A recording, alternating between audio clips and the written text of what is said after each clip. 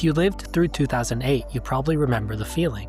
The markets crashing, headlines full of acronyms few understand, and a sense that the whole financial system was suddenly made of smoke. As an architect, the unanimous advice I was given was that this was somehow a normal and natural part of the cycle. Today, I know better. That crisis wasn't random. It's systemic. It was a small-scale preview of the same imbalance we're living through right now. Only today, it's everywhere, and the numbers are an order of magnitude larger. Back then, the story started with housing. Banks lent money to almost anyone with a pulse. Those mortgages were bundled together into mortgage-backed securities, slices of debt that investors bought as if they were gold. As long as home prices kept rising, it looked like wealth creation. Families borrowed, banks earned, Wall Street sold, and the machine kept humming. But the wealth was just debt dressed up as an asset. When homeowners began defaulting, the cash flows behind those securities vanished.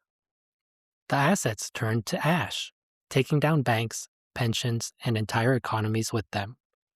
That was the moment the world learned that debt and assets are mirrors.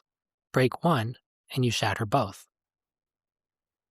Fast forward to today, we've taken the same structure that collapsed in housing and scaled it to the entire planet.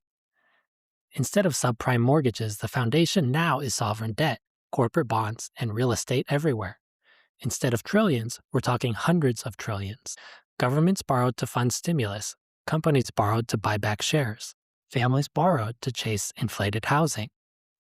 And all of that debt has been repackaged and sold as safe assets, the same way mortgage-backed securities once were. When interest rates rose from 0 to 5%, trillions in bond values dropped. Suddenly, the world's safest collateral started to look suspiciously fragile. Sound familiar? In 2008, it was one sector, housing, that cracked. Today, it's the entire global balance sheet. Governments, corporations, households, all leveraged against each other. Central banks papered over the last crisis by printing trillions. But this time, they are the market holding the debt on their own balance sheets. There's no clean bailout left, only inflation or restructuring. The lesson of 2008 wasn't just about housing, it was a mirror, showing us what happens when we mistake credit for wealth. We didn't fix the system, we scaled it.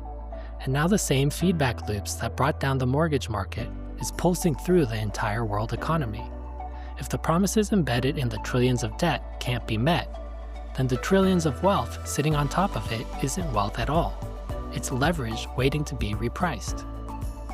In the next episode, we'll look at what comes after the debt-based system and how energy, Bitcoin, and real infrastructure could form the next base layer of solvency for civilization.